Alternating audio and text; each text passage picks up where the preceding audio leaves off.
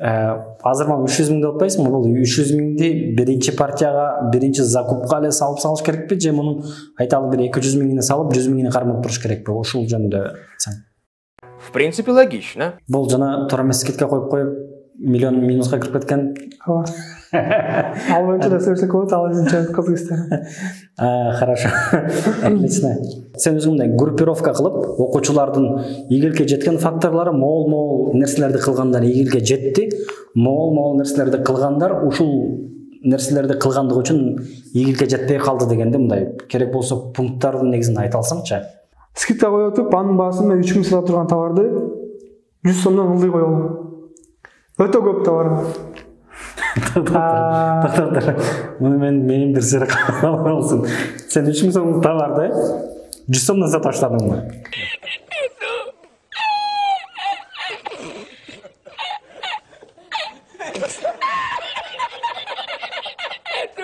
Алдыңкы окуучуларыңардын жок дегенде болжолдуу обороттору кандай болот деп? Телефонун карасам заказда тытырап кетет. Миңге жакындап калды. Сүйүнүп атасыңбы же түшүнбөй атасыңбы? Түшүнбөй кеттим да. Не болуп кетти эле карасам баасын тутурамыз калып турмун. Деп кайрып баасын өзгөрттүм. Где-то бир аз эле товардын баасын өзгөрткөндө чыгып калдым алып калгангач. 998 товар ушундай өтө арзан баада кетип калды.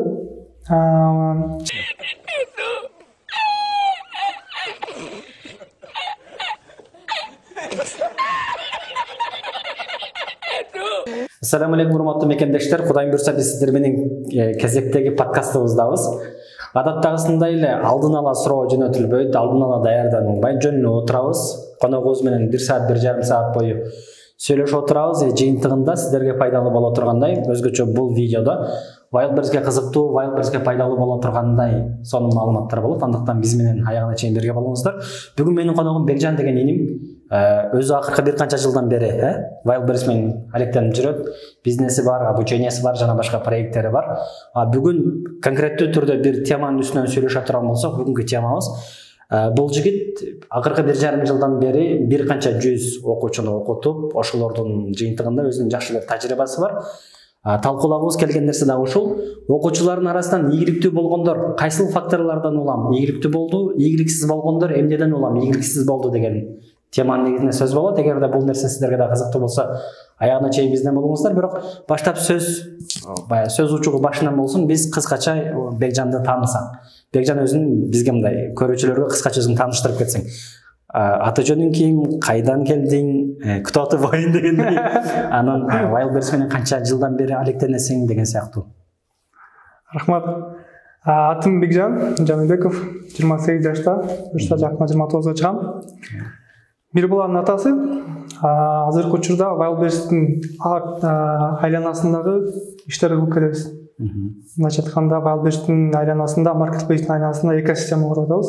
Азыркы бул, азыркы учурда бул термин экосистема деген популярдуу болуп кетет. Тагыр айта кетирген болсок, азыр бизде өзүбүздүн продажабыз бар Wildberries'те. Биринчиси продажа. Биринчиси продажа. Женская одежда, кыргызстанский пошив, бишкектин эле кийимдери. Көбүнчө аялдардыкы, 3% балким эркектердики. Бул биринчи тармак. Бул менен алек болгонума 2,5 жыл болду. Продажа менен. Экинчиси болсо бул обучение, окутуу Wildberries боюнча. 1,5 жыл мурда обучение баштаганбыз. Азыркы күндө окутуп келатабыз. Үчүнчүсү болсо бул агентство. Менеджерлерибиз бар, аларды окутуп даярдайбыз. Алар болсо бизге товары бар, акчасы бар адамдар келген болсо, алардын товарын Wildberries'ке чыгарып, дальше менеджерский услуга кылабыз. Төртүнчү тармак бул fulfillment. Fulfillment деген бул биз товарлар келсе, ал товарларды переупаковка кылып, проверка товары на брак, чистка, маркировка кылып даярдап Wildberries'ке жөнөтөбүз. Ошол 4 тармактын айланасында иш кылып келатабыз. Сонун, получается, бардык кылган ишиңер Wildberries менен байланыштуу экен. Биринчиси обучение. Мен оюмча, обучение боюнча дагы кененирээк сөз кылабыз. Анткени ал жакта окуган окуучуларыңар жөнүндө ийгиликтүү болгон, ийгиликсиз болгон дегендей. Экинчиси, мен баштан бери жакшы түшүнбөй келем, могу менеджерлик деп атпайсыңбы? Обычно бизде менеджер дегенде Wildberries'ке товар чыгарып берген, кызматты көрсөткөн маркетплейстеги менеджер деп түшүнөт да. Силердин көрсөткөнүңөр бир аз башкачараак экен ошондо, ушул менеджерлик деген агентство деген кызматыңар жөнүндө кененирээк айтып берсең. Менеджерлик деген бир адам бар, Дордойдо соода кылат. Ал адам Wildberriesке чыккысы келет, анткени клиенттердин баары Wildberriesке товар алып кетет анданчы.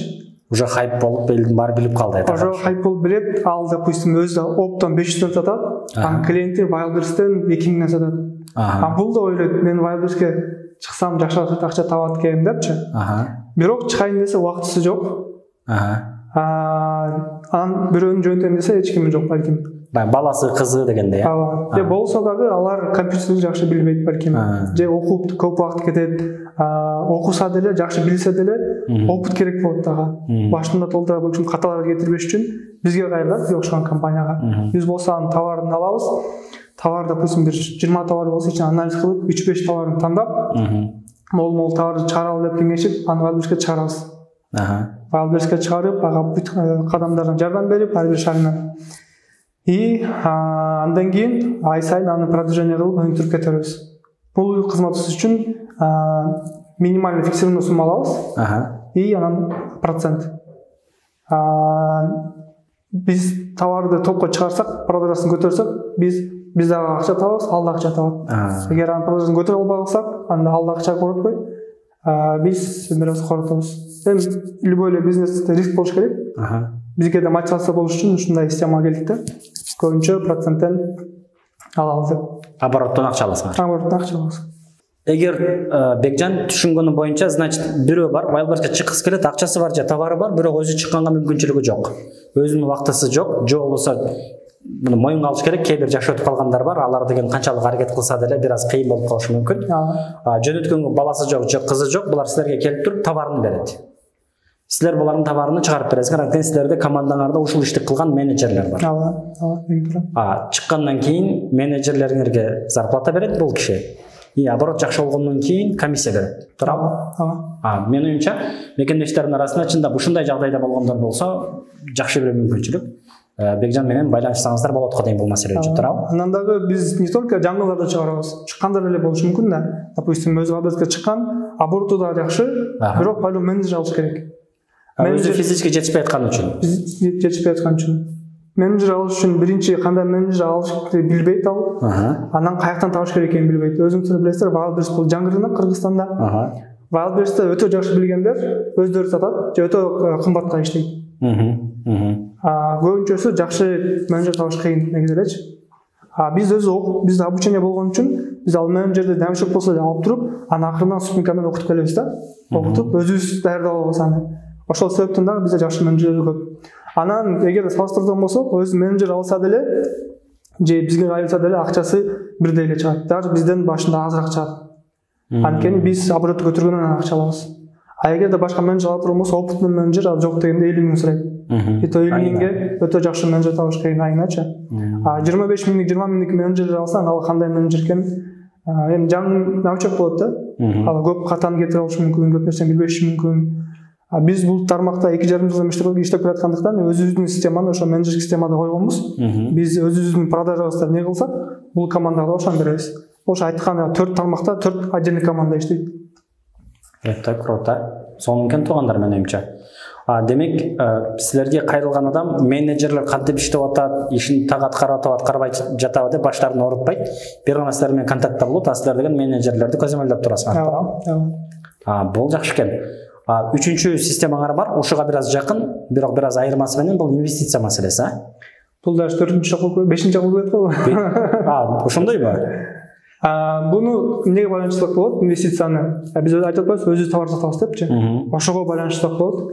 Анткени өзүбүз ошол бизнес чоңойтуш үчүн по-любому акча салыш керек болот, масштаб береничи. Өзүңүздөр билесиздер, Wildberries бул товарный бизнес. Товар бизнесте акча болуш керек. Мунун бир тозуктан услуга эмес да, бул товарный бизнес. Ошол биз жакшы кеткен товарларга же болбосо бир жаңы товар чыгарып аткан болсок, ошого акча керек болуп калат. Биздин акчабыз жетип калышы мүмкүн, обороттон чыгара алышы мүмкүн да. Анан ошого биз инвестор тартабыз. Инвестор менен уже биз түшкөн таза пайданан бөлүшөбүз. Инвестордун салган суммасына жараша анын долясы да ар кандай болот. суроо чыгышы мүмкүн да, допустим, анда силер бир эле инвестормен иштейсиңер да, анткени бир бизнес болуп атпайбы депчи. Жок, биз ар бир инвесторго өзүнчө бренд ачабыз. Өзүнчө ИП болсо болобу ар бир инвесторго? Өзүнчө ИП эмес, өзүнчө ОС ачсак да болот, российский ООО. Бирок аны уже чоң сумма болуш керек. Чоң сумма дегенде бир 5 миллиондон ары болсо, ошол системаны карайбыз. 5 миллионго чейинки өзүнүн российский ИП бар. Ошо менен жаңы бренд ачып, инвестор менен иштейбиз. Же болбосо инвестордун ИПси болгон болсо, тоже карап көрсөк болот. Российский болуш керек сөзсүзчү.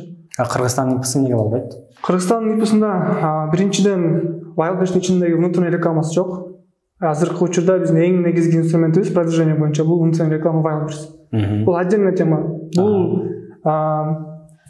Бул тема боюнча дагы, реклама боюнча да ар кимдин ою ар кандай, кээ айтат бул по-любому неэффективный дейт. Бирөөсү эффективный дейт. Бирок биз ушу 2,5 жылдык опыттын ичинде бунун эффективный экенин биз ишендик. Ушул менен эффективный ушул реклама менен биз окатылып келатабыз, продвижение кылып. Бул өтө эффективный инструмент. Карап көрсөңүздөр, эң чоң селлерлердин баары ошол внутренний реклама менен иштешет. Бизде да итаглы өткөндө Кыргызстанга Wildberries немелер келди го. Расмий өкүлдөр келип, могу экономика министрлигинде баягы жолугуш өткөрдү го. Ошол жерде да Кудайым буйрса, жакында Кыргызстан боюнча Wildberries'те 2 планы бар дейт. Эң чоң пландардын экөөсү. Бирөөсү Ошто склад ачуу ФБО боюнча, экинчиси деген Кыргызстандын ИПларына же Кыргызстандын ОСОлоруна дагы внутренний рекламаны киргизип берүү маселеси көтөрүлүп атат. Ошо болуп калса чындыгында жакшы болмок. Бирок менде мындай бир суроо да, Бекжан. Мисалы, силерге бирөө инвестиция кылды да, бирок силердин ИПңардын астындагы бренд ачылып атат да. Бир күн кандайдыр берсе, жакшы болушу мүмкүн, жаман болушу мүмкүн, бизнеске. Ал адам силерден кетем деп калса, бренд силерге кылабы ошондо? Мунун ар кандай жолдору бар. Биринчи жолу ал айтышы мүмкүн. Балдар ошо мен бизнестен чыгыш керек болуп калды. Ар кимдин ар кандай себептери бар. Бизнестен чыгыш керек болуп калды. Мен өзүмдүн брендимди сатам дейт, долясын. Анын долясын биз баалап туруп, анын долясын сатып алабыз. Ошол тармагы бар. Салган акчасын кел айтышы мүмкүн, главный салган акчаны чыгарып берди, ошол деле жетет. Менде бир ситуация болуп калды, чыгыш керек болуп атат десе, аны эми адамбыз го. Адам болгондон кийин сүйлөшүп бир келишимге келсек болот да. Өзү биринчи ошол инвестордун биз инвестор тартканда, инвестор иштеп башташ үчүн биз биринчи ал менен жакшылап сүйлөшөбүз, кандай адам экенин билебиз.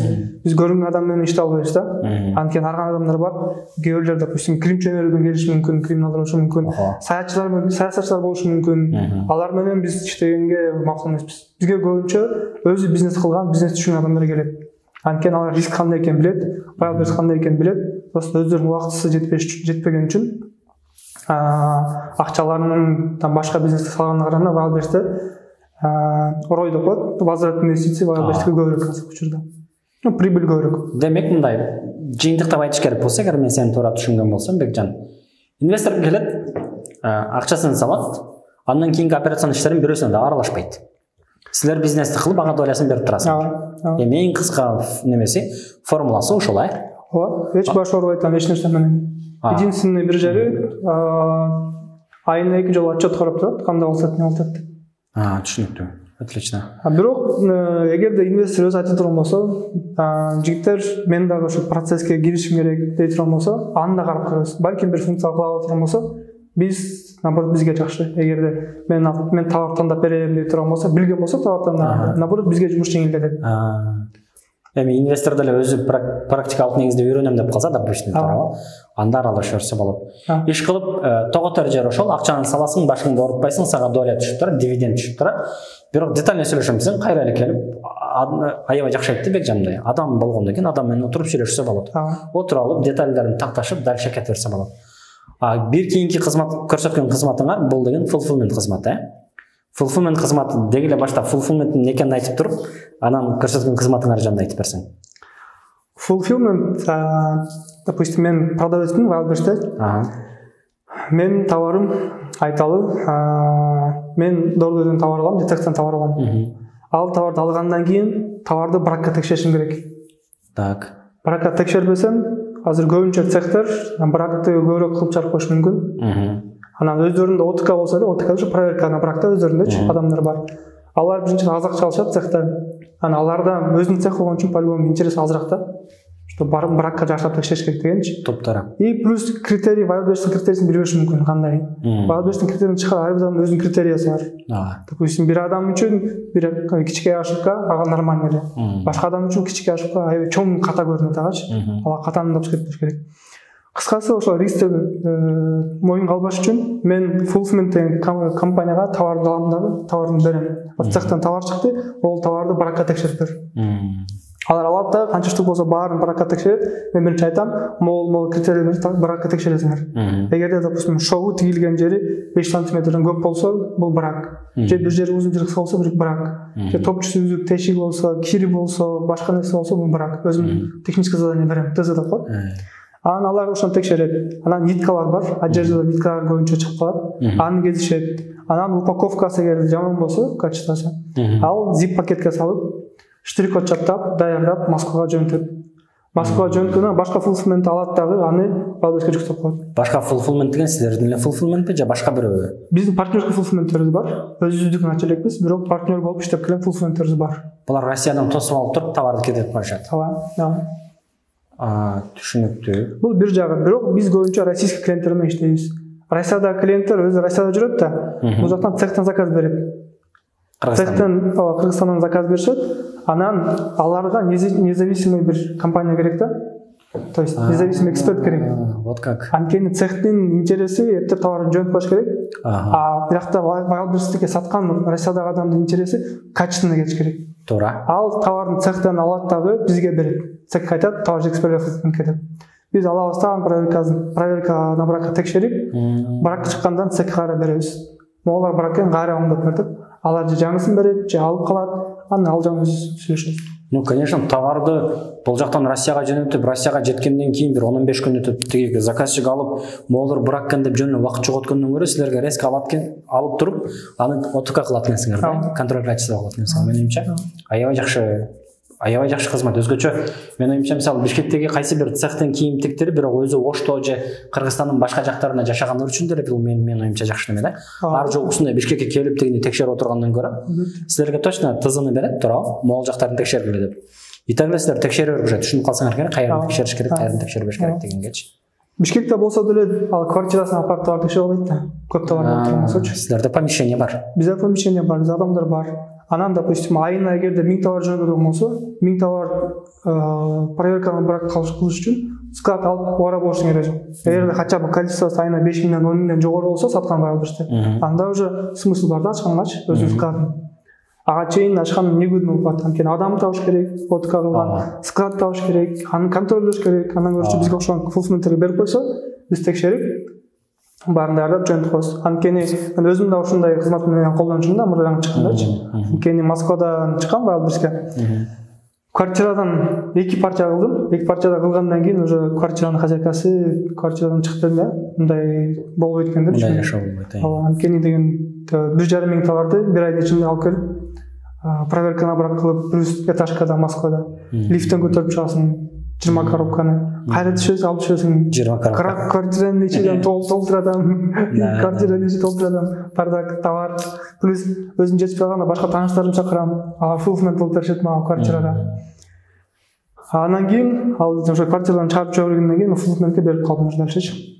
Ушул жерде аябай туура айтат да, анткени могу консультация берип атканда же баягы окуучулардын арасынан ушундай мышлениеде болгондор бар да, бардык нерсени өзүм кылам дегенчи.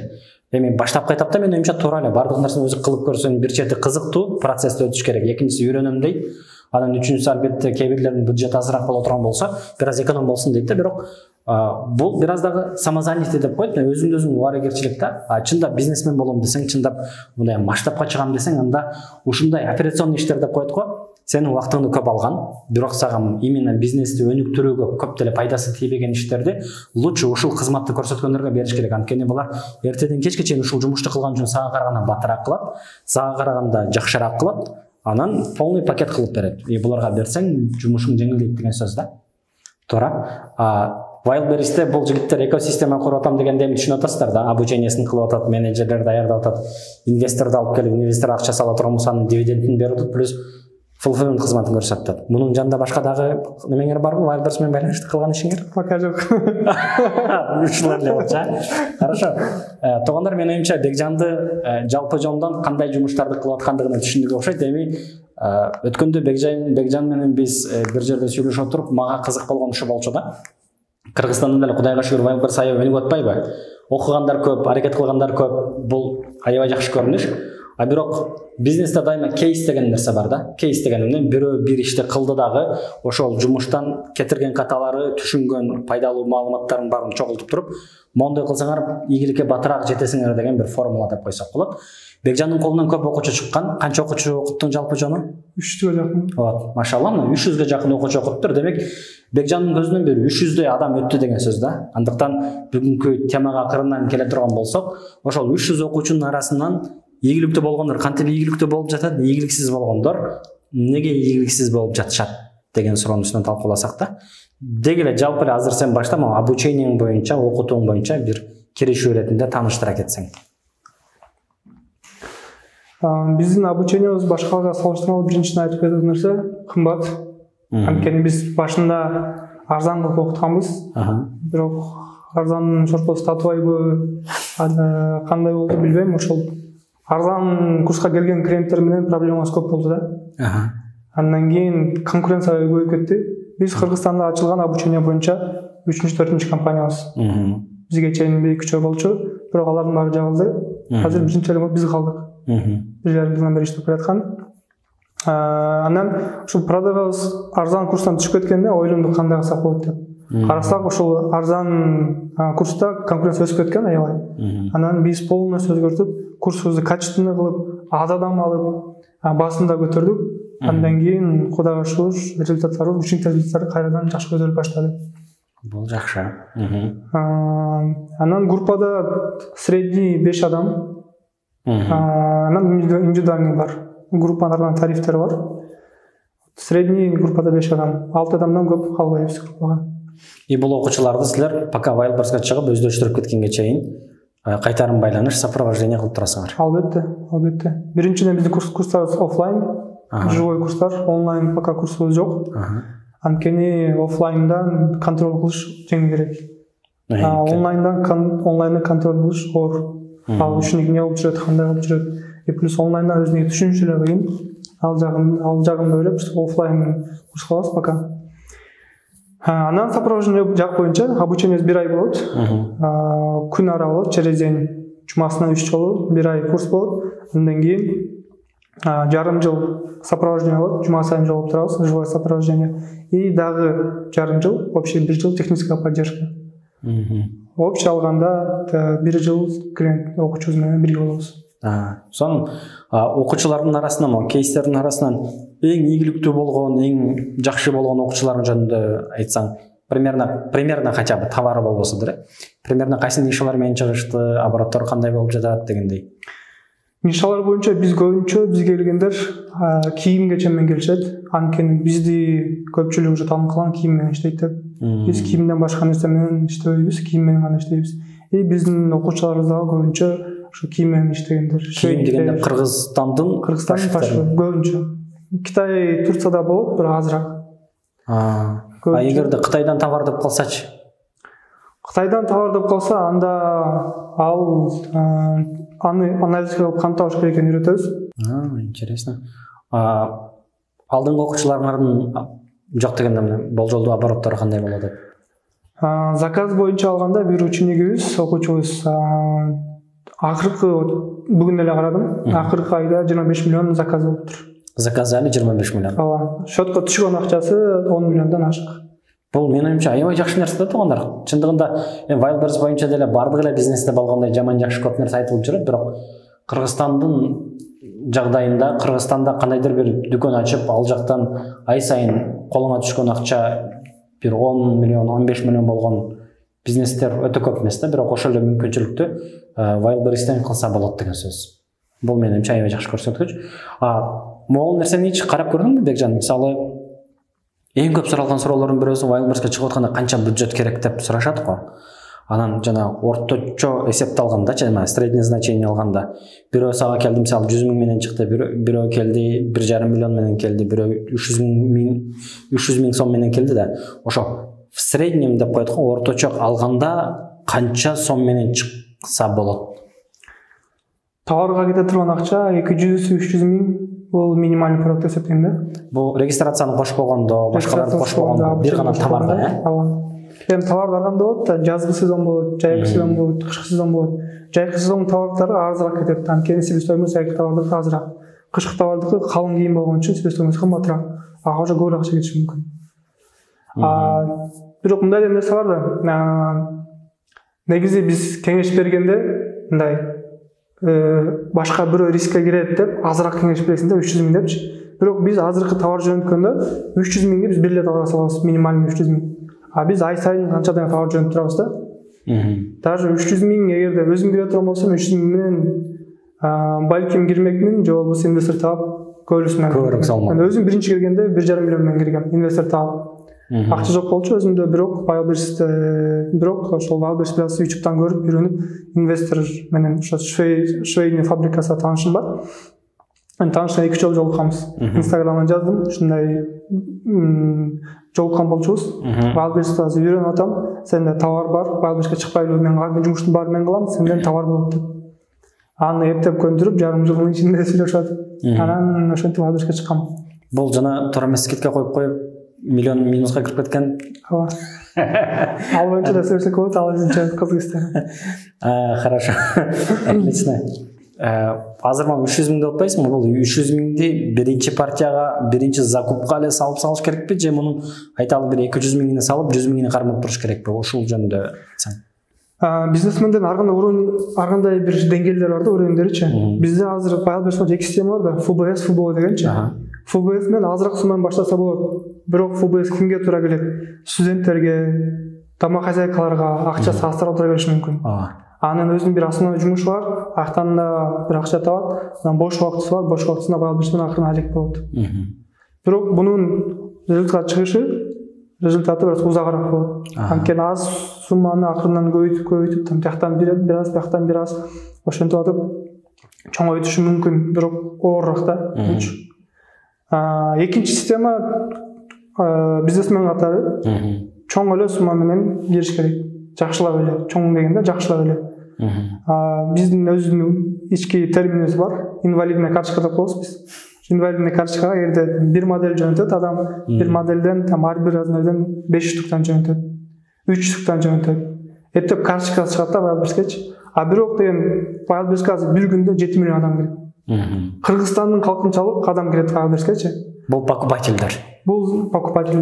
Бир адам заказ бергенде 2ден кийимди 2ден заказ берет. Анткени өзүнүн размерине туура келбей калышы мүмкүн, бир аздан жок болсо. Кийип көргөнгө 2ден заказ бересиз. Анан сизде өзүңүздө бир размерде 2 товар болсо, бир клиент заказ берсе эле товарыңыз жок болот. Ал товарды Wildberries көтөргөнгө кызыктар эмес да.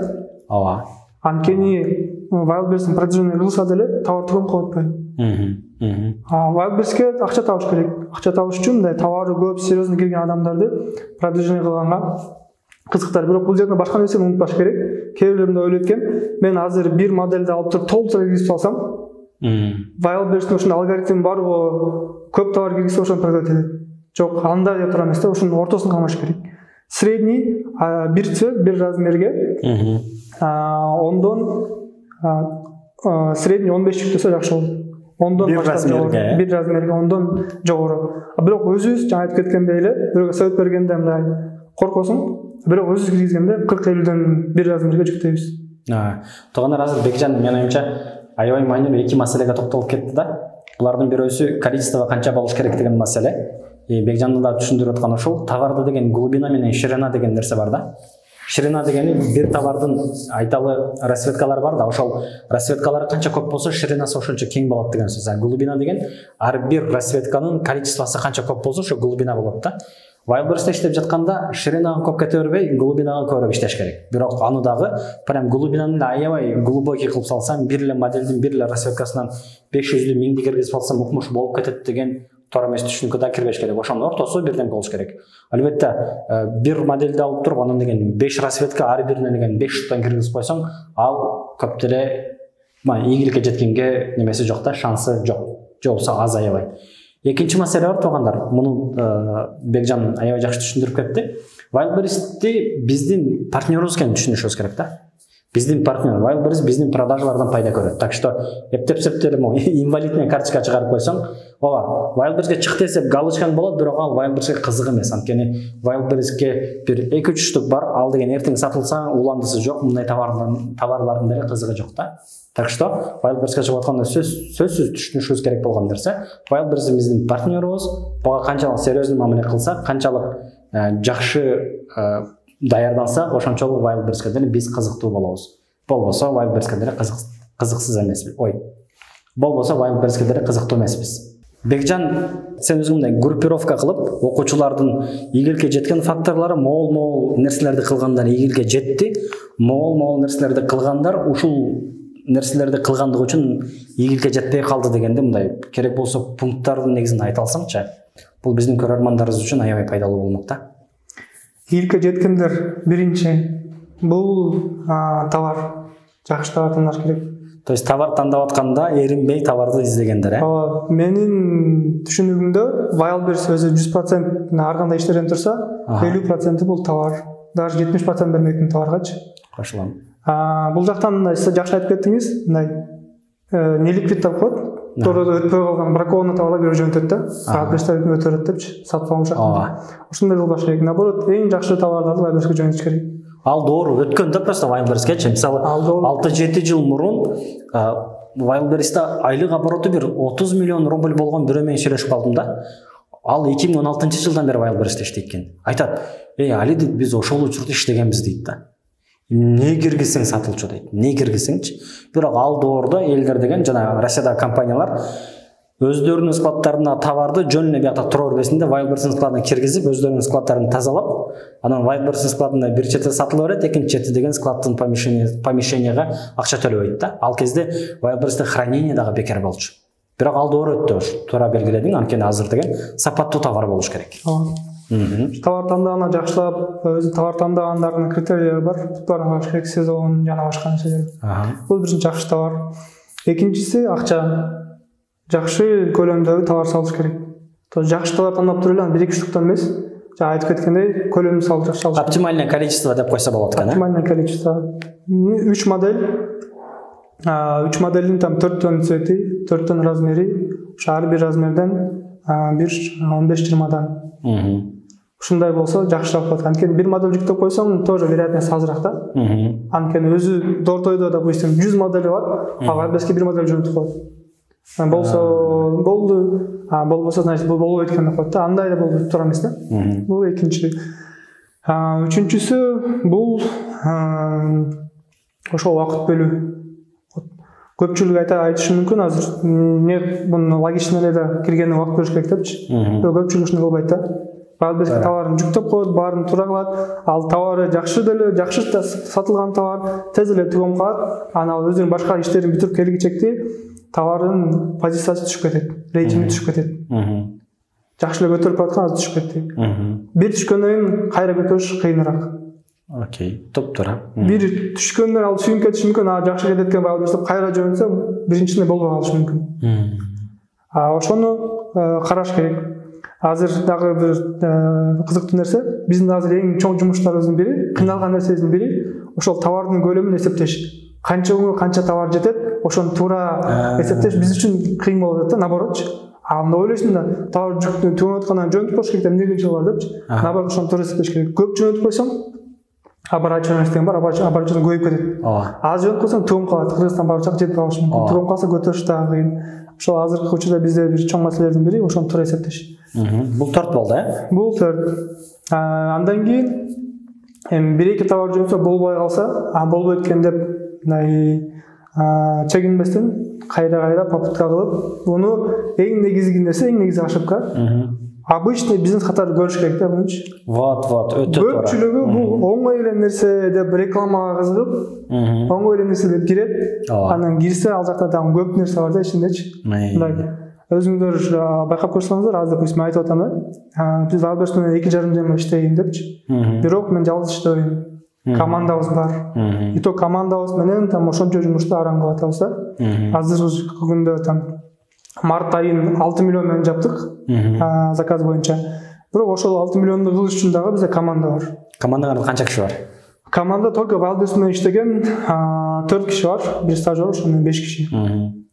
Булар кандай товар сатабыз, кайсы товарды качан жеткирип турушубуз керек деген сыяктуу операцион иштердин баардыгын карап турушат, Ооба, муну отдельно айтып койсок болот. Азыркы тема айта турмасак, кимдер ийгиликке жетишет. Менин оюмча ушул нерсени кылгандар ийгиликке жетет. Эми компьютерди билиш керек деген нерсе бар. Бул эми само собой да. Өзү жумуштар компьютер болуптан сөз билиш керек. Эгер билбесе үйрөнүш керек. Туура. Өзү негизи эле бизнес эки нерседен турат: продукт жана маркетингден. Товар, маркетинг. Эгерде товарыңыз өтө жакшы болсо, маркетингиңиз Wildberries слабый болсо, товар жакшы болгон үчүн сатылып кете бериши мүмкүн. Эгер товарыңыз бирок слабыйраак болсо, бирок продвижение кылганды билсеңиз, SEO оптимизация, реклама бүт баарын биле турган болсоңуз, товарыңыз слабый болсо эле маркетингден көтөрүп кетишиңиз мүмкүн. Маркетинг өтө күчтүү болгон үчүн, реклама күчтүү болгон үчүн көп адам көрсөтөт.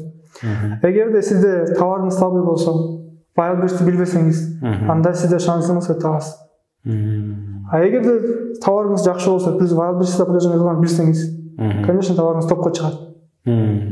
Вот обычно эле бизнестеги инструменттер, буну как бизнес катары көрүш керек, бизнестеги рисктер бар. Менде эле 1,4 миллион минуска кеткен. Бул жанакы туура эмескетке коюп койгонуңбу? Ооба. Ошо жөнүндө айтып бербейсиңби? Мен өзү Wildberries'ке Москвадан чыккам. Бул жакта Кыргызстанда робототехника программирование боюнча бизнес кылчубуз. Партнерим менен. Партнерим бул тармакты жакшы түшүнчү, мен коммерческий отделды карачым, коммерческий отдел, маркетинг жагын. Анан ал бизнесте банкрот болуп калды. Бул курс беле ошондо? Ооба. Жаш балдар үчүн программирование, робототехника боюнча курс. Балким көпчүлүгү билет, биринчи калпак кийген робот, кыргыз робот деп. Кабарларга жүргөнсүңөр, Ооба, новостилерге чыгып эстедим. Анан ал бизнеси жакшы болуп келаткандан кийин биз партнерибиз экөөбүз көбүрөөк эс алып кетип, команданы алып коюп, бизнести карабай коюп келсек, уже аны куткарыш кыйын болуп калды. Зона комфорттан кирип кеттиңер. Плюс карыз алганбыз. Анан ал карызды жабыш үчүн кантип жабабыз деп, плюс там биринчи банкротством, чоң банкротством. По-моему, анча карызым бар, 800 миң болуш керек эле. Жок, 800 миң алып келип, партнерим экөөбүзгө 400 миң. Мага 400 миңден жабыш үчүн Россияга кеткен. Аяктан 1 жылга жакын таксист болуп иштедим. Анан карыз жаап бүткөндөн кийин эмне кылыш керек? Бизнес кылып көмүп калгандан кийин таксистке кыйналдым. Кандай бизнес болуш керек? Биринчи критерий өзүң эксперт болушуң керек. Анткени партнер менен иштесең жакшы экен, бирок партнерың эгерде иштебейм деп койсо, ал бизнесте там проблема каерден экенин билбейсиң. Ал бизнес банкротстводан чыгарыш же болбосо өңтүрүш кыйын экен. Бул биринчи. Экинчи, ал бизнес мындай удаленно болуш керек, любой жерде иштей турган болушум керек. Бүгүн хорошо Россияда жүрөм, эртең Кыргызстанга барып калсам, ал бизнести токтой иштеп кете бериш керек. Анан карасам, ошо как раз ал учурда еще Wildberries Россияда өтө чоң хайп болуп аткан. Wildberries'ти изилдеп,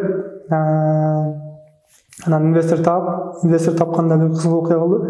Бул жакта Кыргызстанда жүргөндө бир таанышым бар болчу. Бир бизнес курска барып, ошол жактан таанышып калгам. 2-3 жолу окшойт, по-моему.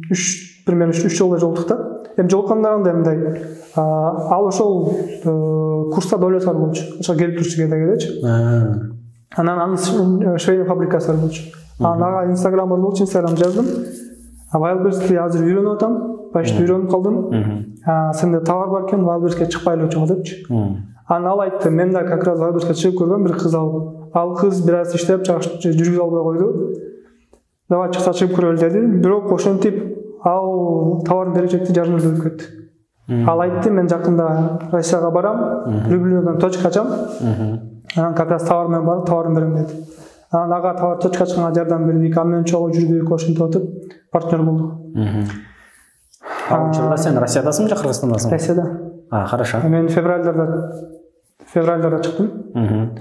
Бирок ошол курсту баштайм дегенин, Wildberries'ке чыгам дегенин жайында чыгам деп ниет кылгам. Анан ошентип өтүп февралда чыктым да. Верхняя одежда, плащ, тренч деп коет.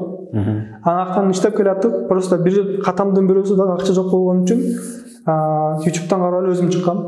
Көп кыйынчылыктар болду. Курска барган эмесмин. Буга чейин өзүм компьютерди билчүмүн. Карасам вроде оңой эле. Вроде оңой эле. Түшүнүктүү эле да. Товарды алдым, жүктөдүм, мен продажа кетиш керек да. Логично. Анан жүктөдүм, продажа жок. Продажа алда өзүнчө чоң история чыккан боюнча көп каталар кетирдим. Там неликвид товарлар алып турмун, аналитика жок чыгып алган, продвижение билбейм, обучение жок. Чыкканда эле ошо биринчи эле штрих-код боюнча там создание карточки, личный кабинет ачыш ар бир этапта кыйынчылык болду да. Мен ошол бир аз ошол жагын жакшы эсеп албай калыптырмын. Лучше акча төлөп эле 30 миң 50 миң төлөп көрсөтүп алсам деңгээлде болмок экен. Анын кесепетин аябай көрдүм. Ошончо стресс, ошончо убакыттан көрө, ооба. Аябай көп убакыт болуп чынын айткандачы. Еще верхняя одеждага ошо 2,5 жыл мурда мен чыкканда эле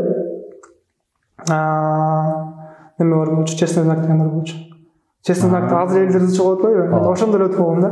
Ал честный знак алыш үчүн дагы там 3-4 ай жаттым жана. По-моему, 3-4 ай жүрдүк, бирок күтүп жатканым бир айдан ашып жаттым окшойт. Москвада квартплата, тамак аш, иштеген жумушум жок. Анткени иштеген жумушка чыгып кетсем, Wildberries калып кетет.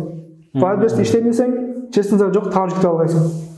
Мында ансыз чыга албайт белең, Ансыз чыга алмакмын, просто мен информациям жок болгон үчүн честный знак партнерим айтты, честный знак керек экен, мен бир тааныш менен сурадым дедим да. Анан кийин мен да честный знак керек болсо алыш керек экен деп аны күтүп жаткам да. Честный знак керек деген вот акыркы күндөрдө эле 1 ай болду. Эми керек болуп баштады. Катуу башталды да. Мен болсо буга чейин анын баарын өтүп болгом. Честный знак болду. Анан ошентип иштеп келаттык. Андан кийин пойдум обучение өттүм Москвадан. Анан жай келди. Уже үйлөнүш керек болуп калды. Анан Кыргызстанга келдим. Кыргызстандан келип, буга чейин ноутбук менен иштечүмүн Wildberries'те. Анан телефондо жаңы приложение чыгып, ошо телефон менен кантип иштейт экенин көрөйүн деп, телефон менен отуруп иштеп атам. Анан баасын өтүрүш керек болуп калды. Скидка коюш керек болуп калды. Акцияга катыш керек болуп калды. Балем бар жактан башталды. Ар бир жамандыктын бир жакшылыгы бар дегендей, ал да бир мага жакшы опыт болду. Аны деле просто жаман айтышка туура эмес. Анткени өзүмдүн катам бул. Кандай болду? Скидка коюп атам. Тренч өзү себестоимости средний 1,5 сом. 1000 сом. Себестоимости. Еще ошол учурда азыр дагы кымбаттандан. Анан мен аны 3,5 миңден сатчумун. Средний 3 миңден сатчумун. Скидка коюп атып, анын баасын мен 3 миң сатып турган товарды 100 сомдон ылдый коюлган. Өтө көп товар. Муну менин бир сыр калсын. Сен 3 миң сомдук товарды 100 сомдон сатып баштадыңбы? 100 сомдон баа коюп алдың ошондо. Скидка коем деп. То есть баасын коем деп, скидка коюп турган, баа коюп турган жерге скидканы коюп турмун. Өзүңүз билесиз, кандай болот скидка койгон? Таблица чыгат, Wildberries'тинчи. Ошо баягы биринчи таблица скачать этесиң, аны толтурасың.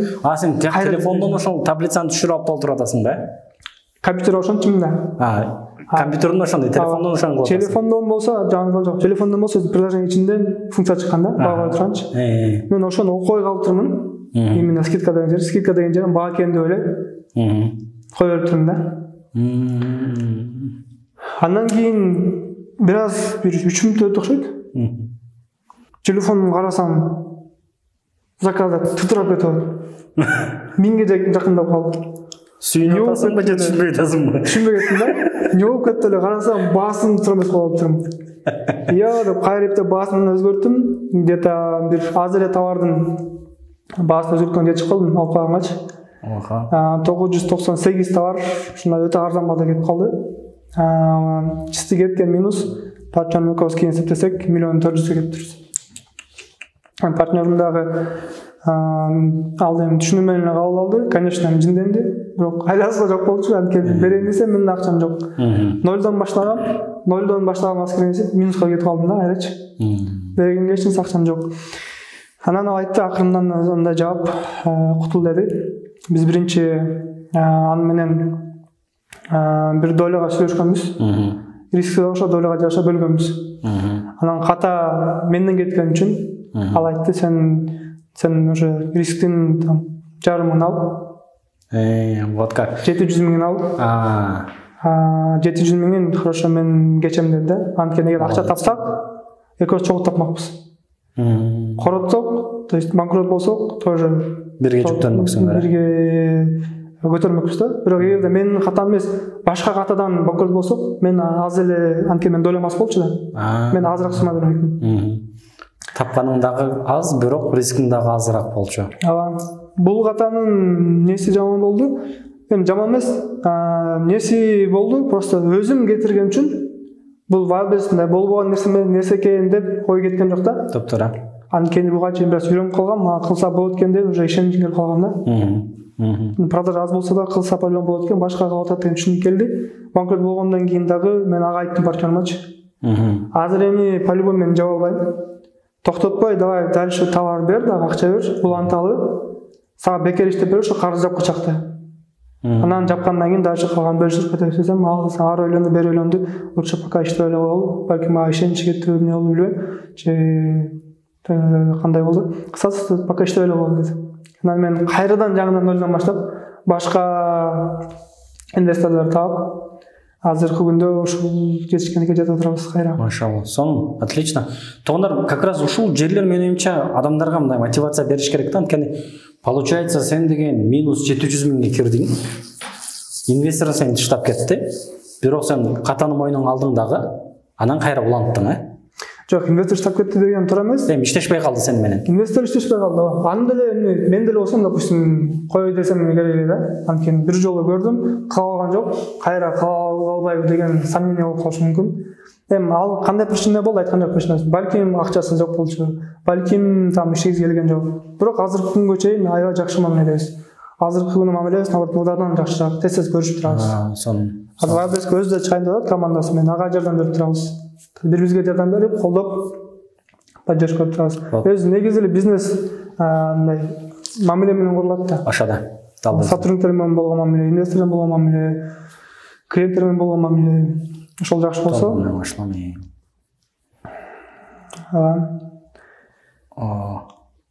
Кийин, мисалы, инвестор издеп атканда кандай критерийлер менен издедиң?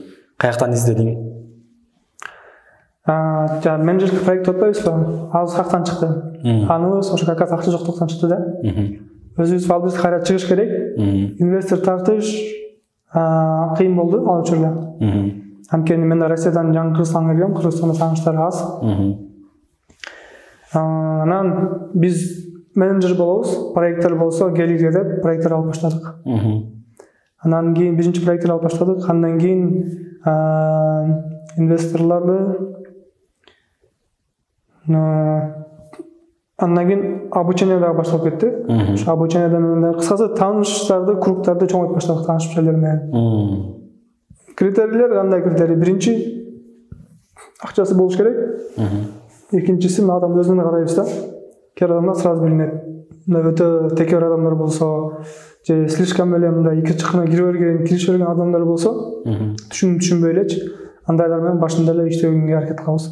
Мен сурайын дегенимчи, Бекжан, мисалы, азыркы учурда Кыргызстанда делечи мындай менеджерлик окуган аркасы көбөйүп баратат да. Wildberries'ке чыкканга желаниясы көп, инвестиция кылганга, вложение кылганга акчасы жок, бирок колунан келет. Анан ушулар деле инвестор издеп жатканда, кайсыл жактан издеш керек? Мисалы, силер ошо менеджерликте неме кылып атасыңар да, инвесторлор тартып атасыңар да. Эң негизи тааныштардын ичинен эле сураштырыш керек.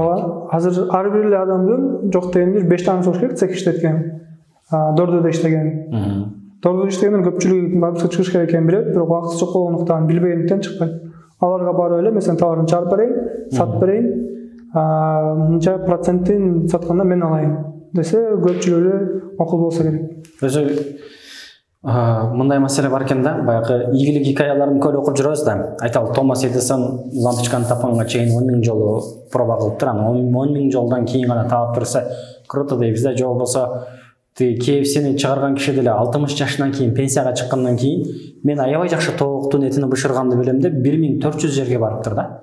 1400 жер отказ берип, анан бир кийинки барган жер, сен чындыгында тоокто жакшы бышырып турбайсың да, ал менен иштеше кетип, жыйынтыгында деген мындай дүйнөлүк деңгээлдеги бир брендке айланып атат да. Бирок бизде бул менеджерлик издеш болушу мүмкүн, деги эле жашоодо, жумуш издеп жатканда же башка нерсени кылып атканда отказ алганда батыр сынып калабыз да. Бир 3 адамга барабыз, алардан отказ ала турган болсок, төртүнчүсүнө же барбай коебуз, же барганда баары бир бул да бербейт деп барабыз да. А бирок чындап кызыкса, чындап менеджер болом десек, Wildberries'in основасын жакшы түшүнгөндөн кийин бир 100 адамга барсак дейм да. 100 адамдан жок дегенде бир адам хорошо мен сага берейин дейт да турабы. 100 адам деле көп го слишком. Ошону 10 адам деле көп эле, 10 адамдын ичинен чыгат. Бирөө чыгат да барабы. Эми бул жактан эмнеден зависит этет? Опыттан зависит этет да. Мен ошо башынан баштап эле көбүнчө опыт алганга аракет кылып келем. Биринчи учурда, биринчи месте опытка коем да. Опытың болсо инвестордун да келет, баары келет. Биринчи мен опыт алдым. Банкрот болдум. Кандай кылыш керек экенин түшүндүм. Уже кийинки инвестор жеңилирээк болду. Бул биринчи. Экинчиден ойлош керек да, Wildberries'ке чыккандардын сразу эле болуп кетет экен депчи. Бирден да бир себеп мен буга чейин бизнестер кылып келгем да. Буга чейин инвестор тапкам, буга чейин банкрот болуп көргөм. Экинчи банкрот болушум аябай эле жеңил болду биринчиге караганда. Биринчиде там 3-4 ай чектен турбай жатып алгам. Желание жок. Роберт Кийосаки айтат го, бизнесте по-любому банкрот болосуңар, менин сунушум эртерээк банкрот болгулу, азыраак акча жоготосуңар депчи. Анан тоже биринчи банкрот болгондон кийин акчам такыр калбай калып, бул жака барайын деп калдым. Анда может 10 сом болчу. 10 сом таппайм деп коебуз. Ошондон чында елма чөтөмөн слишком эле кат эле киркөдүн окшойт. Бул экен деп 3 ай жатып алгандан кийинки окуя. Плюс карыздар да баары жабылып болгон. Эми Кудайга шүгүр, опыт дагы алыш керек. Кашылам. Опыт алыш керек, опыт жок, иштеш кыйын. Бирок мындай да болуш керек экен да, мен негедир мындай ушундай кызыктай болчу экен. Адам бир миллион банкрот болмоюнча жакшы бизнес болбойт, жакшы бизнес боло албайт деп ойлочумун да. Анан миллионго банкрот болдум. Менин советим банкротко фокус койбой эле, результатка фокус коюңуздар. Оптимист эле болуш керек. Мен көбүнчө оптимистмин да. Көпчүлүк айтат реалист болуш керек деп. Эң негизгиси кайсы инструмент иштесе, ошону колдонуш керек. Туура. Бирөө айтат, пессимист болсоң жакшы, анткени ожиданиең аз болот, результат көп болгондо жакшы жактайсың, депрессия болбойсуң дейт. Бирөө айтат, реалист болуш керек деп. Эгерде сизге реалист болгон ыңгайлуу болсо, результаты болсо, самый главный ключевой результат болсо, реалист болуңуз. Пессимист болуңуз, эгер результат болсо, оптимист болуңуз, эгер результат болсо. Мен көбүнчө результатты оптимисттик жактан көрөм. Көп оптимистик карасам результат көбүрөөк болот. Демек, мага оптимист болгон ыңгайлуу. Мен туура, анткени могу дүйнөлүк деңгээлдеги медиада жүргөн медийный личносттордун арасынан элечи, ийгиликтүү болгондор бар го. Мисалы деле Джефф Безос айтат, мен күнүгө принципиально 8 саат укташым керек. Сөзсүз түрдө завтрак кылышым керек дейт да. Чындыгында бул ыкма ага жарайт. Ал аябай ийгиликтүү. Бирок ошонун эле жанында Илон Маск деген бар. Ал бир күндө кээде 2 саат уктайт, кээде 3 саат уктайт. Регулярный эч бир нерсеси жок. И как минимум Джефф Безостой ийгиликтүү. Кимдин табияты кайсынысына удобный болсо, ошону менен кете берсе болот дейм да. Бекжан сага бир суроо да. Wildberries'in келечегин кандай көрөсүң? Бул рынок өсөт. Wildberries болобу, Озон болобу, цел алганда marketplace өсөт. Анткени азыр Европа, Америка карасак, ал жакта электрондук коммерция 30-40% эл эткен. Россияда средний 15% эл эткен да. Бизде, допустим, билбейм канча процент, 5%, 3% болушу мүмкүн. В целом дүйнө жүзүндө онлайн торговля, онлайн сатуу бул өсүп келет. Россияда дагы өсөт. Эмне үчүн биз Wildberries'ке чыгабыз? Анткени Россияда 140 миллион адам жашайт. Просто аудиториясы көп, акчасы көп, ошон үчүн чыгабыз. Эгерде Кыргызстанда деле ошондой чоң рынок болгондо ал жака чыкмакпыз. Америкага деле чыга турган ниеттерибиз бар. Кудайым буйрса. Бирок только эле Wildberries деле там сатат деген дагы туура эмес. Wildberries эмне үчүн биз только Wildberries иштейбиз? Анткени кийимдер көбүнчө Wildberries сатылат. Эгерде сиздики кийим эмес, электроника болсо же башка товар болсо, Озонго же Яндекс.Маркет, башка маркетплейске ылайыктуу ал жака чыгып көрүңүздөр. Бирок фокус болгондо жакшы. Бир нишаны алып, ошол жактан эксперт болуп, анан ошол жактан ийгилик кеткен жакшы жакта. Анткени Wildberries'те азыр конкуренция чоң. Конкуренция жакшы эле. Туура. Өтө чоң эмес, конечно, бирок конкуренция бар, конкуренция жок эмес. Эгерде сиздин конкурентиңиз целый командасы менен бир тармакта кетип атса, так. И то анын результаттары мындай өтө чоң эмес, 10 миллион 20 миллион оборот болушу мүмкүн, таза пайдасы там 1-2 миллион болушу мүмкүн. Ал дагы командасын чоңойтуп ошо бир тармакты өндүрүп кетип атса, анан сиз өзүңүз жалгызсыз, опытыңыз жок, акчаңыз аз, анан сиз бир товар там бут кийим, бир товарыңыз көйнөк, бир товарыңыз ручка, расход болот. Же ал жактан жок, же бул жактан болушу мүмкүн. Эгерде сизде акчаңыз көп болсо, тоже бир эле тармакка салыңыз. Кийим ала турган болсо, кийимдин ар кандай түрлөрү бар, ар кандай модельдери бар. Бир эле блузканын, допустим, миллиондогон модельдери бар. Блузканын эң жакшы модельдерин тандап, ал жака 5 модель салыңыз. Рубашкага 5 модель салыңыз. 5 одежданын тармагын алсаңыз, тоже одежда аябай чоң. Аны түшүнүш үчүн деле өтө көп убакыт кетет. Мен до сих пор одежданын, аялдардын кийимдерин кайсысы модел эмес жакшы билбейм. Мен билбегениmin себеби бар, анткени бизде закупщица бар, бир кызыбыз бар. Бул ишти кылган бирөө бар командамда. Түшүнүктүү. Өткөндө Казакстандан дагы бир бала менен таанышып калдым да, аябай крупный иш кылат экен бул бала делечи. Ошол деле айтат да, мунун стратегиясы мындай экен, ар кимдин өзүнүн стратегиясы бар го. Бул деген айталы Wildberries'ке чыгып алып, Wildberries'те колунан келишинче товар сатпайт экен. Айтат, мен бир узкий профиль табам дейт, узкая ниша табам дейт. Ошол нишадан жакшы товар чыгарам дейт да. Ошол товарды деген мүмкүн болгон бардык платформаларга сатам дейт да. eBay'ге сатат экен, Walmart'ка сатат экен, Amazon'га сатат экен, Caspy'га сатат экен, Озонго сатат экен и Wildberries'ке сатат экен. Мага дейт, ар кайсыл жакка мынтип чуркап жүрө бергенден көрө бир ниша тандайм, ошону аябай жакшы изучать этем, ошол нишада мен эксперт болом дагы, ошол товарды дейт бүткүл мүмкүн болгон платформаларда сатам дейт да. Жакшы стратегия. Стратегиябыз наоборот. Биздики бир тармакта, Wildberries'те. Бирок биз мындай товар тандаганда, негизи окутканда товарды критерийлерге карап, баарын мону кылыш керек деп окутабыз. Бирок азыр бизде мындай көзүбүз көмүп калган кийимгечи. Чын эле азыр айткан кызыбыз моданы билет. Ал товар таап келет, интернеттен Wildberries'тен карайт, мол товар жакшы келиптир. Базардан карайт, мол товар жакшы экен. Тааныштардан карайт, кыскасы ал товар таап келет. Анан аны көп анализ кылбай эле мындай базовый нерселерди карайбыз. Сезон, средний чек, там башкалардын конкуренттердин. Бирок өтө глубокий анализ кылбайбыз да. Анткени биздин стратегиябыз кандай? Wildberries'те товарды чыгарабыз. Кетти, продажение кылып көрөбүз, башында кетсе, дальше алып кетебиз. Кетпесе аны сатып акчасын кайра чыгарабыз, башка товарга салабыз.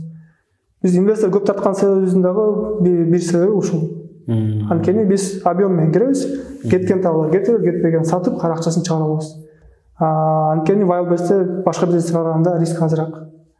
Кандай мааниде риск азыраак? Допустим, сиз эгерде традиционный бизнес алып кая турган болсок, Дордойдо, допустим, минус проходтордо аренда 1,5-2 миң доллар. Только арендасы бир айга арендасы. Плюс алыш үчүн ал контейнерди сиз 3 ай вперед төлөшүңүз керек.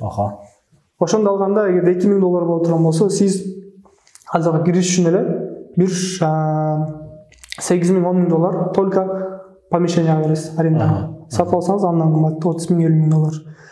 Анан товар алышыңыз керек, көп товар. Анан сотрудник каршы убактыңыз эгерде жок болуп турган болсочу. Плюс там күндө товар алып келиш керек и так далее. Жөнөкөй Дордойдо алып турган болсок, Дордойдо риск Wildberries'ке караганда көбүрөөк. Вложениясы да көбүрөөк Дордойдоку. Wildberries'те сиз биринчиден сотрудник албайсыз, башында өзүңүз эле чыгасыз, өзүңүз чыксаңызчы. Экинчиден склад керек эмес, хранение калат, эми хранение копейка да. Бир единицага бир айда средний 5 рубль. Ти продажение акча кетет. Эгерде ресторан алып турган болсо, ресторан алып, кафе алып турган, жөнөкөй кафе. Жөнөкөй кафени ачыш үчүн жок дегенде бир ремонтуна эле 2-3 миллион кетет. Туура. Эгер кетпей калса, аны сатыш кыйын, сатсаңыз да кафени арзан сатасыз. Анткени прибыль алып келбеген бизнес эч ким албайт. Оборудованиясын мели сатасыз дейли, аны ремонт сата албайсыз да. Оборудованияны да жарым бага сатасың болсо. Wildberries'те эмеси жакшы, товарың өтпөй калса, баасын себесиңизге түшүрүп туруп сатып аласың, акчасын кайра чыгара аласың. Туура. Жок себесиң болбосо эле акырынан түшүрүп көрө бересиң. Кете турган бага чейин. Сатып саласың, колуңда оборудование же болбосо ремонту бүткөн бир неме помещение калбайт дечи.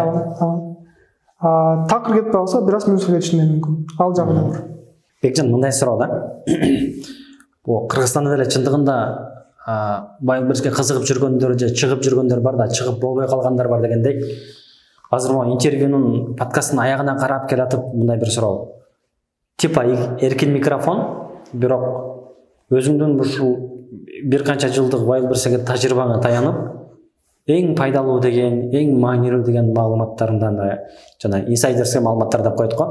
Ошо инсайдерский маалыматтарыңдан бөлүшсөң, окуучулардын, көрөрмандардын арасында эгер Wildberries'те иштеп жүргөндөр болсо, ошолор колдонуп, мен ушул проблемамды чечип алсам дей тургандай болсо да. Өзү мындай нерсе бар го, бир жака кирерден мурун кантип чыгыш керек экенин билиш керек дегендачы. Рисктен качыш. Ошол жактан алып калып отурмасак, биринчи көйгөй кандай? Азыр көпчүлүгү банкрот, штраф берип атат көпчүлүгүнө. Штраф неден келет? Штраф көбүнчө карточканы карап койгондон келет, новостьтерди окуй койгондон келет. Андан тагар айта турган болсок, габариттерди туура эмес коет. Туура. Бул жактан штраф келет, көп акча жоготот логистикадан. Бунун секрети өтө эле оңой, просто новостьтерди карап туруш керек. Чаттарда, то есть круг болуш керек. Общение, круг общения болуш керек. Алардан сурап кандай болуп атат, эмне болуп атат. И анан ошол маалыматтарын алып туруш керек, жаңылап туруш керек. Анткени биз күндө жаңыланып атат. Топтора. Дагы инсайдерский негизи өзү жашоодо мындай секрет деле жок экен, секрет успеха деген деле жок. Аракет кылсаң эле берекети болот.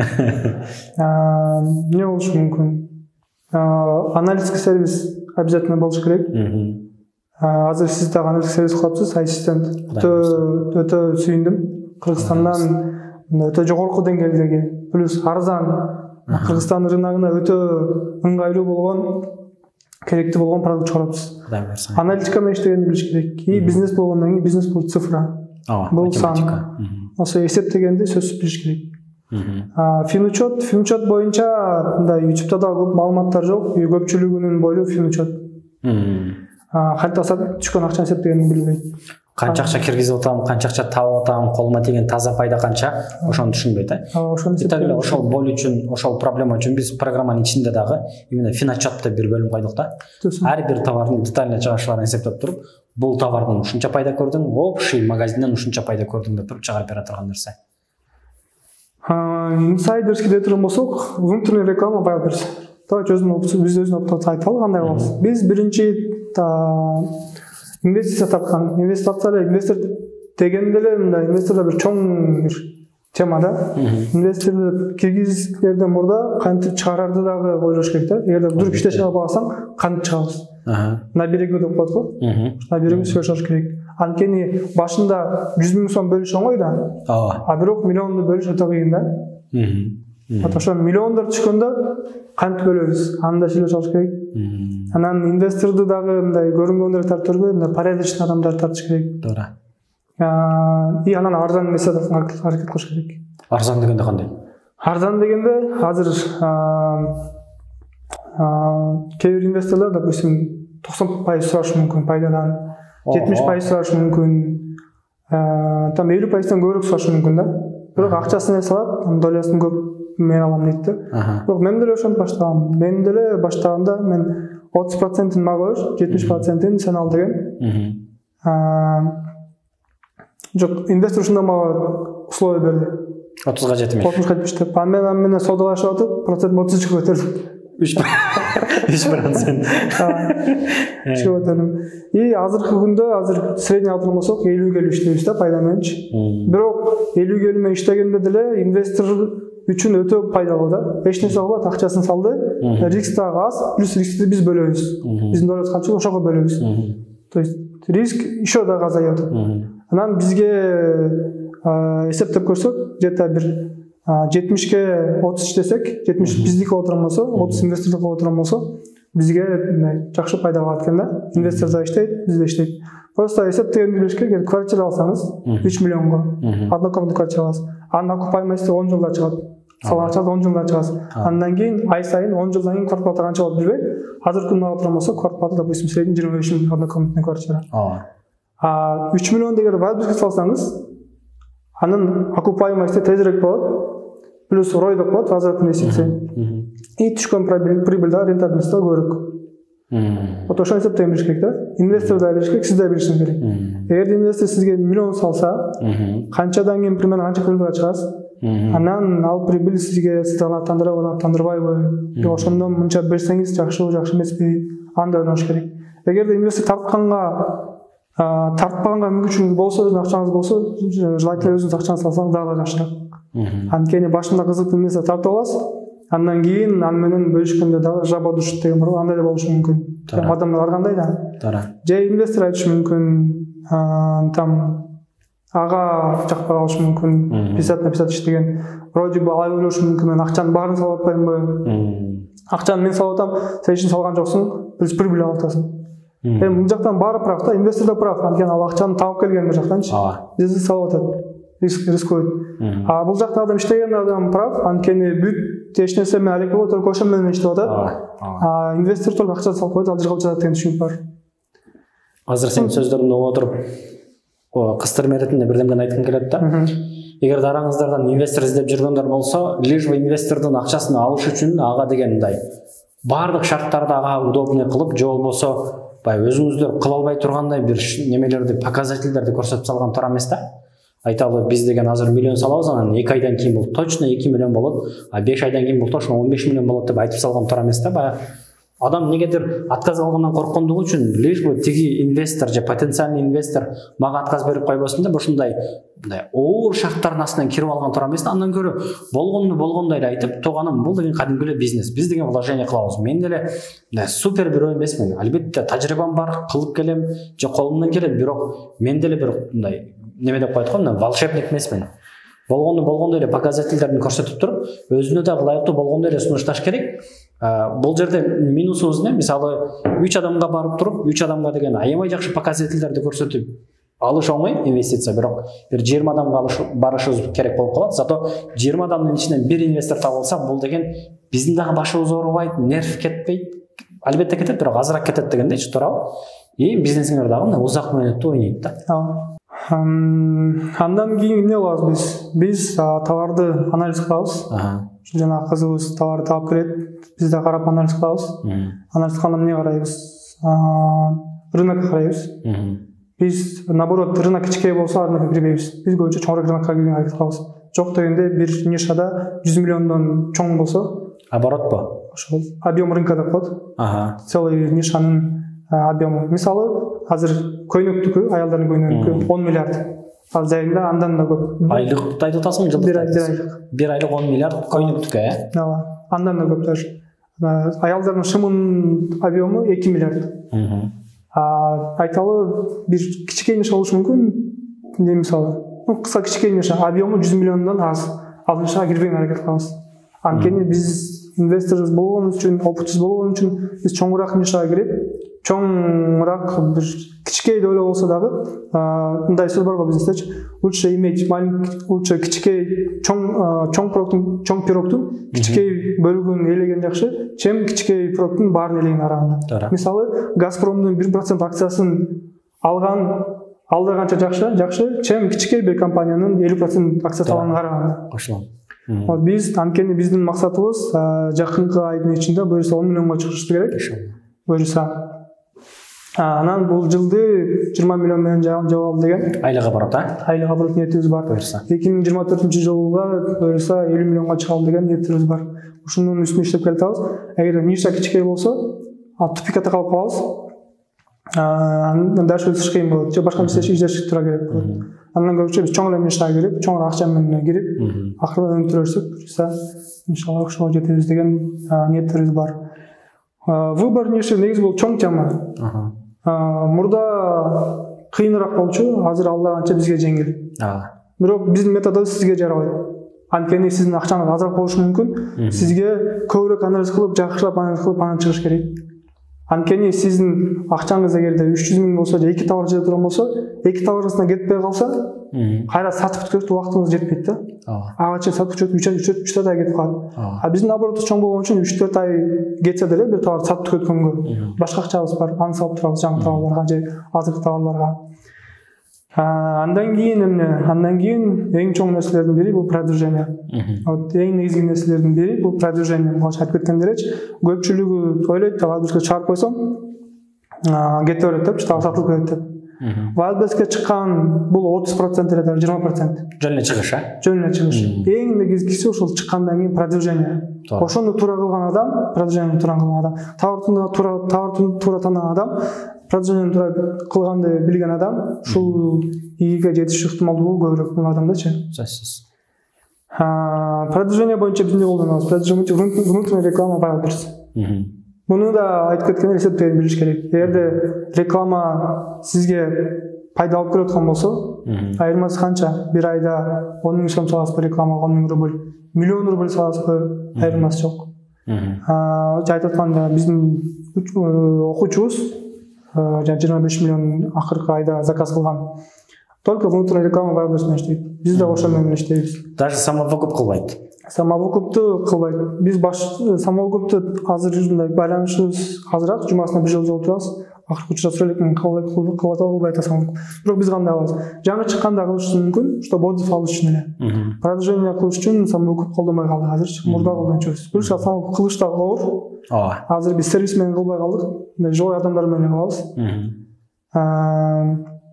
Анан күндө регулярный менеджмент окуп, күндө биз показатель карап турабыз, цифраларды. Көтөрүлүп атабы, чөтө көтөрүлсө, эмнеге көтөрүлүп, түштө эмнеге түшүп атат, ар бир карточканыкын, ар бир брендтикин. И биз ошо башыбыз менен ошол чөйрөдө иштейбиз. Негизи секрет, ошол болуш керек секретчи. Биз башыбыз менен кирип, ушул тармакта иштегенибиз үчүн бир ийгиликке жетип атсак керек деп ойлойм да. Эми ийгилик бул сиздер үчүн ийгилик болгон болсо, биздин бир кичинекей ушул оборотторубуз, кээ бир адамдар үчүн мындай обороттор аз. Бирок ойлоңуздар, бул мындай эң максималдуу оборот экен депчи. Биздин бир таанышыбыз бар. Россияда Кыргызстандан товар алат, Кыргызстан товарда. Бир айлык обороту 130 миллион рубль. Бир айлык оборот. Бир айлык, машалла. Кыргызстандыкта бир тааныш бар, Вешалка деген бренд, кардиган сатат. Билем. 50 миллион. Айлык оборот, Айлык оборот 50 миллион. То есть биз өзүбүздүн эле чөйрөбүздө адамдар бар, демек буга жетсе болот экен. Жетиш үчүн бул акырынан кете бериш керек деген түшүнүккө келдик. Ошого барып атабыз.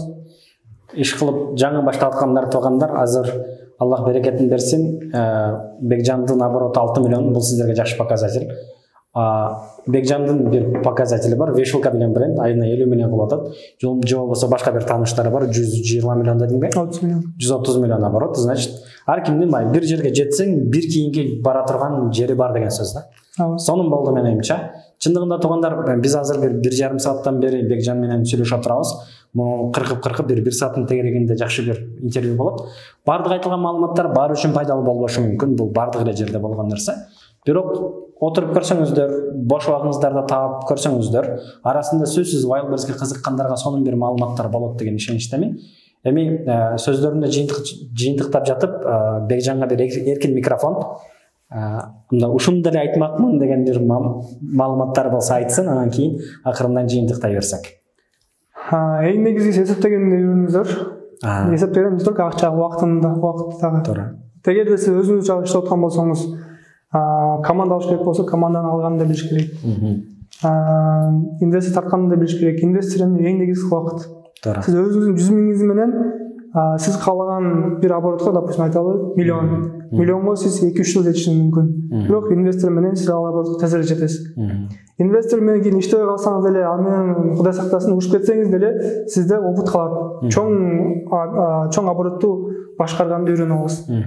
Туура. Кайра экинчи инвестор тартыш, биринчине алда кайда жеңил, опытыңыз бар.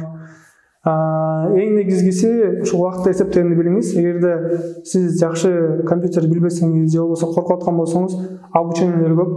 Азыр YouTube'да деле бекер деле обучение көп. Эгер ошо акылыңыз жеткен болсо, ошол бар информацияны топтоп, анда үйрөнүңүз. Эгерде акчаңыз бар болсо, убакытты үнөмдөш үчүн, рисктерден качыш үчүн обучение алып үйрөнсөңүз дагы жакшы. Эгерде акчаңыз аз болсо, инвестор тартсаңыз, андан да убактыңыз тоже оптимизация болот. Дагы айта турган эмне бар? Азыр мындай обзорный эле болду. Общий эле болду да, информациячы, бир какой-то узкая сферага кирген жокпуз. Эгерде сурооңуздар болсо, мен Инстаграмга кайрылсаңыздар болот, же болбосо Инстаграмда экранга жазып коебуз, ошол жакка кайрылса болот. Же болбосо ушул видеонун астына комментарий жазсаңыздар, балким бир жумадан кирип, өзүм жооп бергенге аракет кылам. Эгер чындап суроолор көбөйүп кетсе, подкасттын суроо жооп деген экинчи бөлүмүндө кылабыз.